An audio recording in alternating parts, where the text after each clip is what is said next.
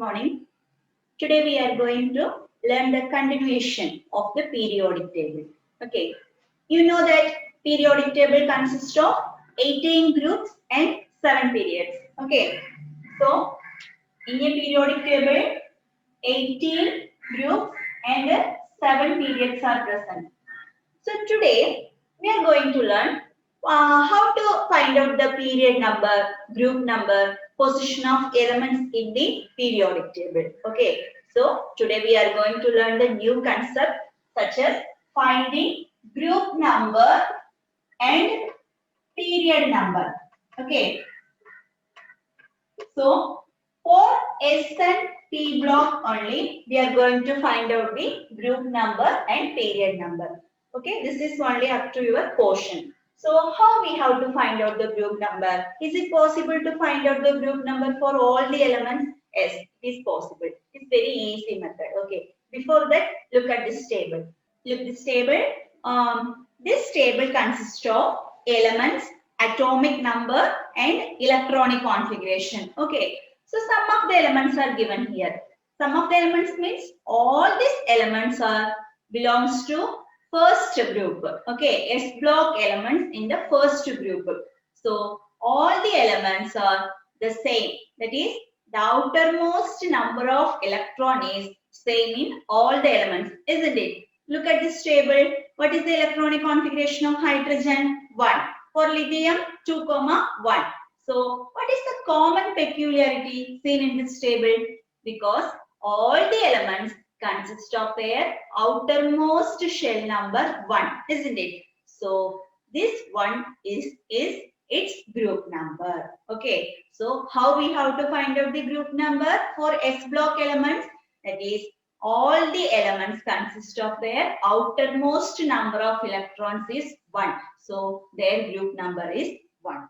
Okay. Now, from this, we can conclude in the periodic table, the first group, all the first group elements such as hydrogen, lithium, like that. Okay. All these elements consist of their group number 1. So, their outermost number of electron is 1.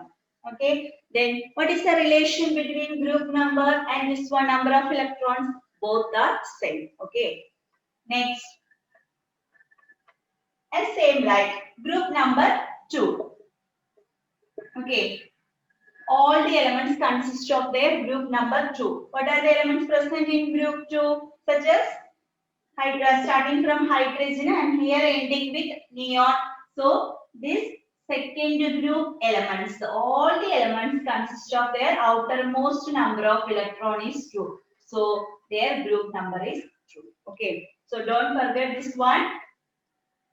So from this we can conclude 2 points such as first group elements, alkali metals. Okay, they are known as alkali metals. Alkali metals consist of their group number 1 because the outermost number of electron is 1. And the second group elements, alkaline earth metals. Okay. So this alkaline earth metals consist of group number 2 because their outermost number of electron is 2. Okay. So number of electrons and their group number always same for S block elements. So how we have to find out the group number for S block elements? Suppose if the configuration is given 2, 8, 1, 2, 8, 2. So these elements are belongs to S block. Okay. So for finding group number of S block is very simple because the outermost number of electron is its group number. So what is the group number of this element? 1. And what is the group number of this element? 2. Okay. So for S block elements, we have to find out the group number for finding the number of electrons in last shell. Okay. Or number of valence electrons in last shell. So this is the method. Okay. Next one. For finding P block elements. Okay. Group number 4, P block elements. Here, for example, I am taking some of the elements. Okay. 13, group 13, 14, 15, 16, 17 and 18. These groups are known as p block elements. Okay, starting from group 13 and ending with group 18. Here, our first boron family: carbon, nitrogen, oxygen, fluorine, neon. Okay, so here, first one.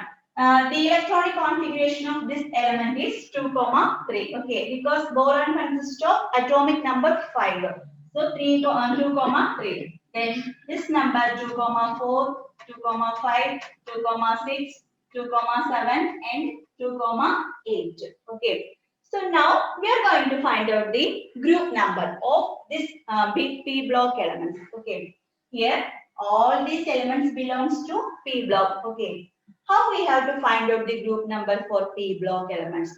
Because the last element, last number of electrons is added with number 10. Okay. So we have to add number 10 to this electron. Okay. So 10 plus 3, 13. So 13 is its group number. And carbon belongs to P block elements. So what is the group number? We have to add 10 to the last number. So 10 plus 4, 14 is its group number. Here 10 plus 5, 15, 10 plus 6, 16, 10 plus 7, 17, 10 plus 8, 18. Okay, so this is the method for find out the group number of S block as well as P block elements. Okay, so let me revise once again. For identification of group number in S block elements, what is the method? For example, the last number of element is taken as the group number for S block elements. Okay, so don't forget this one. Last number of electrons or last number. Okay, for P block elements, what we have to find out the electron number of group number? So here we have to add 10 to this last number. Okay, so this is the method for finding the group number of S block and P block. So once again I am repeating, for S block elements we have to take the last number for its group number, and for P block elements we have to add 10 to this number, last number of electrons. Okay, is it clear for you?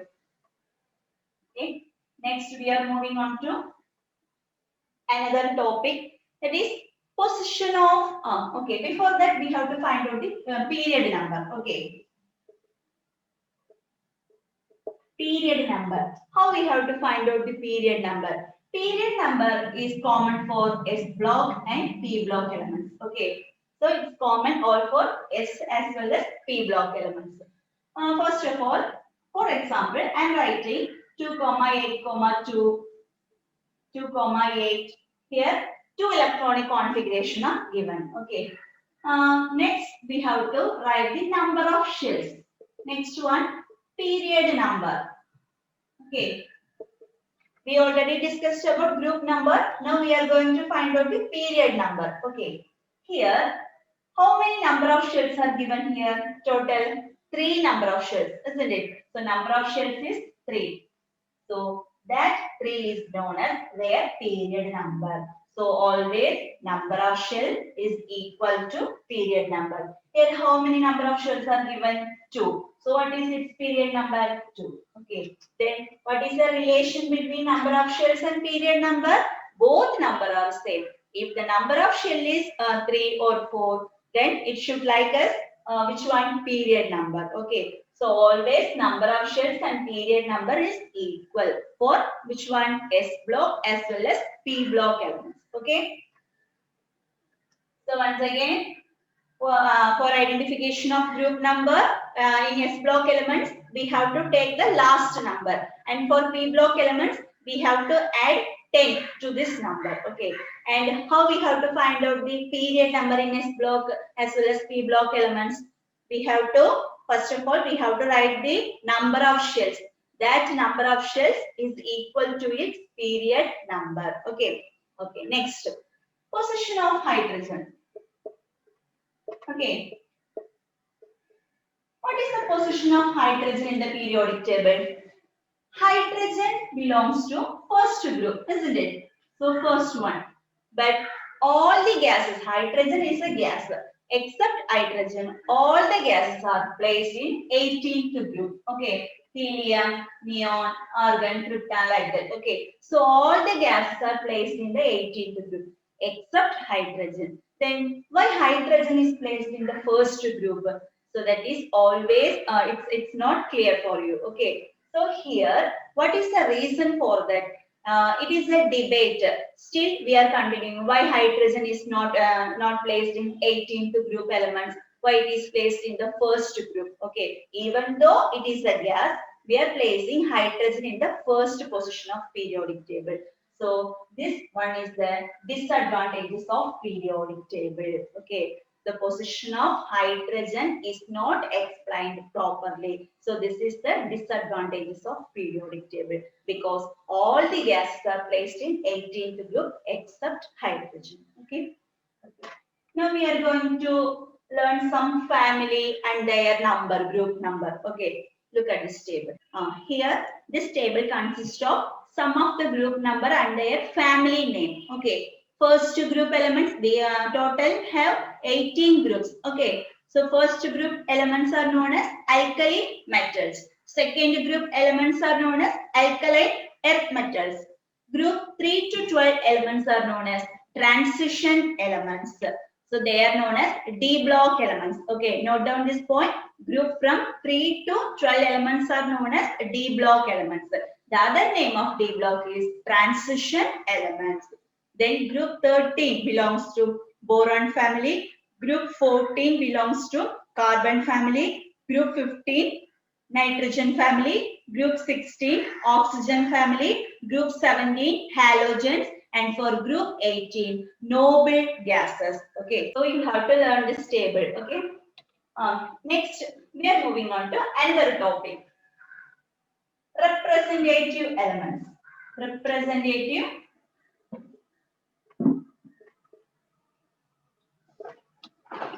elements.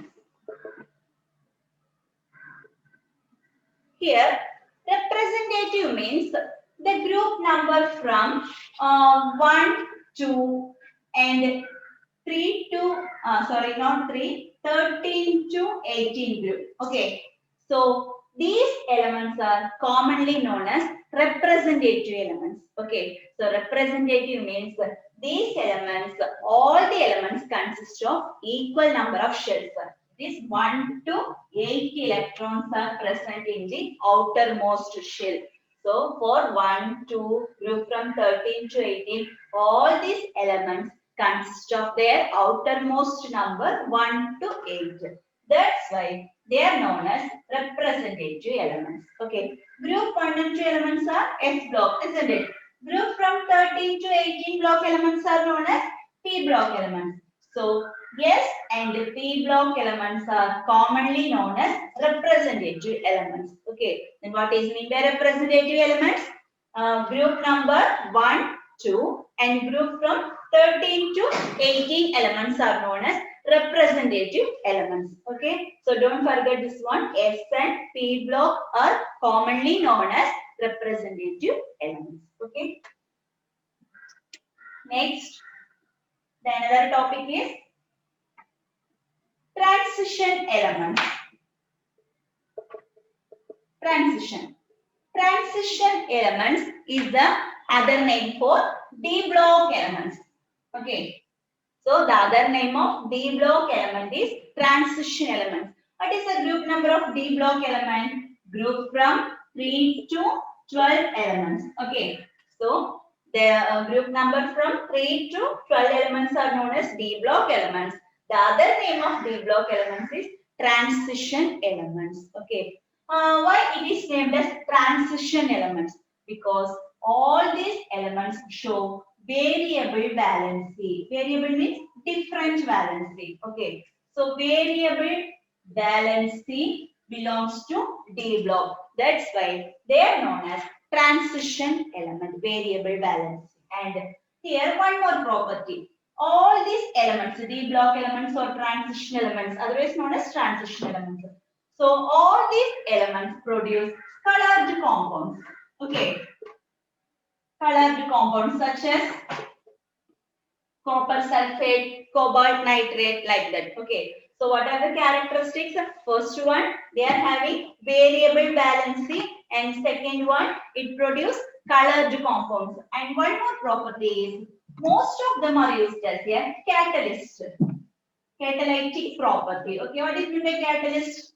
That is the substance which is used to increase or decrease the speed of chemical reaction. Okay, so this one is used as a catalytic property. Once more I am repeating, transition element or otherwise known as D block elements. The number is from group 3 to 12. What are the common character of D block elements? Variable valency, it produces colored compounds, and it is used as a catalytic property, catalyst. Okay. Next, noble gases. Our small topic is noble gases. Special name. This noble gases are belongs to last group, 18th group. Okay, note down this point. Okay, so noble gases are belongs to 18th group. What are the noble gases are present here? Helium, neon, argon, krypton, and xenon. Okay, so these are the noble gases present in 18th group. Okay, these noble gases always do not take part in any chemical reaction. That's why they are known as inert gases. Okay, because inert means inactive form. They are they are present in inactive form. That's why they are known as inert gases. And all these noble gases are present in very small quantities or very minute amount in the atmosphere. That's why they are known as rare gases. Okay. So what are the other names for noble gases?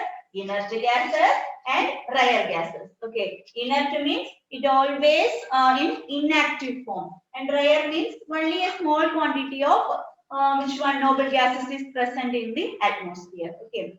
So once again, noble gases are belongs to 18th group. These are the noble gases. It is otherwise known by the name inert gases or rare gases. Okay. So here, some of the noble gases are used in different field. For example, helium. Helium are used in weather balloons. Okay. Then neon. Neon is used in discharge lamp for giving that orange or yellow color light. And argon. Argon is used in electrical bulb. That is, it is used to prevent the vaporization of the tungsten. Okay. So each and every element is used in different field. And radon. Radon is the element, artificial element. Okay. It is used in cancer, treatment of cancer. So different noble gases are used in different field. Only they are present in very minute amount. That's why they are known as rare gases or inert gases or noble gases. Next, one more term, inner transition elements. Okay, inner transition.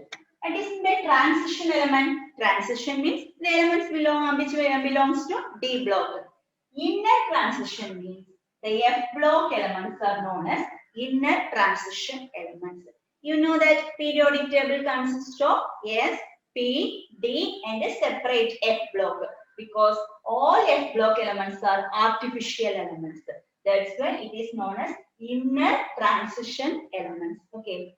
This inner transition elements consist of two series. Okay, don't forget this one. First one, lanthanide series, very important one. Note it down. Lanthanide and actinide series. Okay, so inner transition elements, otherwise known as F block element. This F block elements consist of two series, lanthanide, actinide series. Okay, so here the element lanthanum to lutetium, starting from lanthanum element and ending with lutetium. Here actinide series consists of starting from actinium and ending with lawrencium. Okay. Look at the periodic table, then you will watch this. Okay. So here lanthanide and actinide series. Lanthanide and actinide series belongs to lanthanum to lutetium and actinium to lawrencium element. These elements is known as inner transition elements. Okay, what is the inner transition? Inner transition element is otherwise known as F block elements. F block elements consist of two series such as lanthanide and actinide series. Okay. Next, we are going to study the one mark question for different topic. Okay.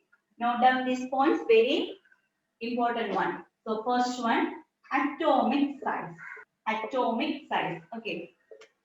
Here, what happens if we are moving from left to right or going from down in a group? What happens here? The atomic sizes increases or decreases. Either can happen. Okay. First of all, for example, I am taking the periodic table. Okay. Here, a lot of groups and period are present.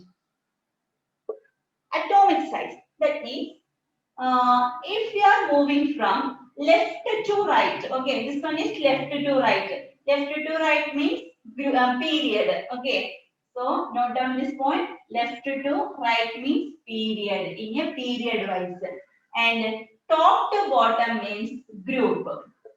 Okay, so don't forget this one. Left to right belongs to period, and top to bottom is group. Okay, what happens to the atomic size? The atomic size is increases when we are going from top to bottom. Okay, so first of all, the size is like this, and next one, the size is increases, and third one, the size increases.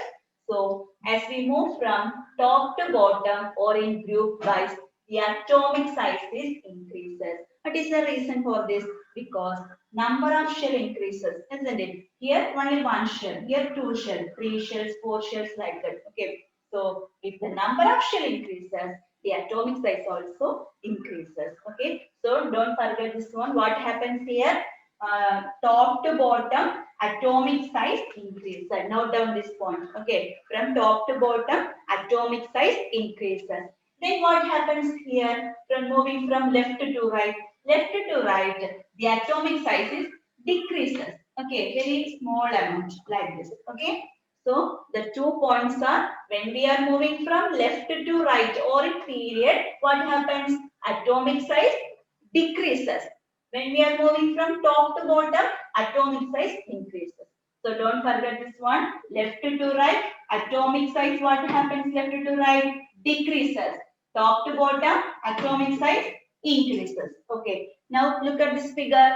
Here, this figure shows top to bottom movement. Okay. What happens to top to bottom in the periodic table? The atomic number is increases because the number of shells also increases.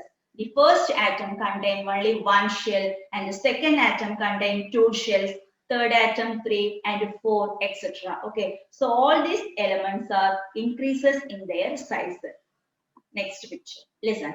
Here the atomic size is decreases when we are moving from left to right or in a period. What happens here? The size of atom is decreases because nuclear charge is increases. Note down this point. The center point consists of some nuclear charge, no? 3 plus, 4 plus, 5 plus.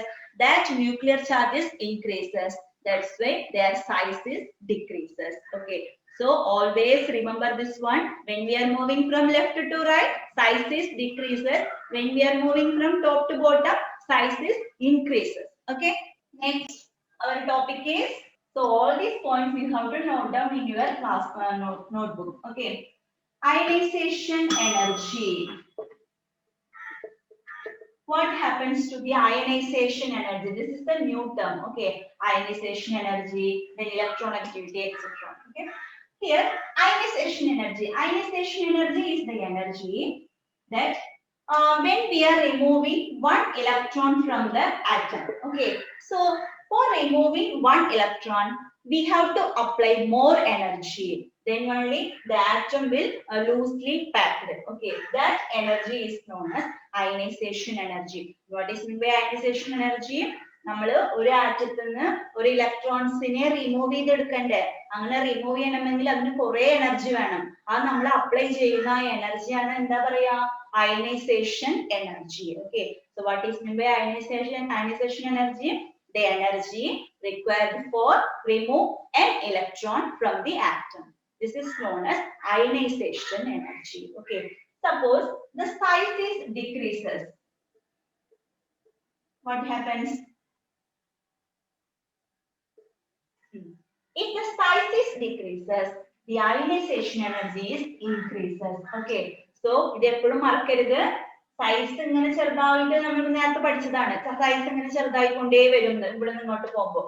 അപ്പോ അങ്ങനെ ആവുമ്പോൾ ionisation energy അവിടെ increase ആവാണ് ചെയ്യുക. എന്താ കാരണം എന്ന് വെച്ചാൽ ഇത് ഇത്രയും വലിയ ആറ്റം ആണ്. അപ്പൊ ഇതൊക്കെ വളരെ ലൂസ് ആയിട്ട് ബൗണ്ട് ആയിട്ടുണ്ടാവും. ചെറിയ ആറ്റമായ കാരണം കൊണ്ട് അതിൽ വളരെ ടൈറ്റ് ആയിട്ട് പാക്ക് ചെയ്തിട്ടുണ്ടാവും. അപ്പൊ നമുക്ക് ഏതിനെ എടുക്കുമ്പോഴാണ് വളരെ സിമ്പിൾ ആയിട്ട് ഉണ്ടാവുക? ഇത് കുറച്ച് സിമ്പിൾ ആവും. അങ്ങനെ പോകുന്നവരും നമുക്ക് കുറെ എനർജി ആവശ്യമുണ്ട്. ഇനി നല്ല ടൈറ്റ് ആയിട്ടാണ് ഉള്ളത്. അപ്പോ സൈസ് ഡിക്രീസ് ആവുമ്പോഴും അയനൈസേഷൻ എനർജി നമുക്ക് കൂടിക്കൊണ്ടേ വേണം, ഇൻക്രീസസ് ആയിക്കൊണ്ടേ വരും ട്ടോ. അപ്പൊ note down this point. If the size of the atom decreases, ionisation energy increases. Then what happens here? If the size of atom increases, ionization energy decreases. Opposite concept. Okay. ഇപ്പൊ വലിയ atom ആണെങ്കിൽ വളരെ loose ആണ്. അപ്പൊ അധികം energy ഒന്നും വേണ്ട, കുറച്ച് എനർജി കൊടുത്താൽ മതി. അത് കാരണമാണ് അവിടെ ഡിക്രീസ് ആണ്, ഇവിടെ ഇൻക്രീസ് ആണ്. Okay. So the ionization energy increases.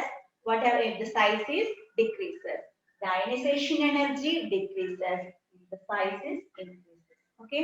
Is that clear for you? A balance and we will see in the next one. Okay, thank you.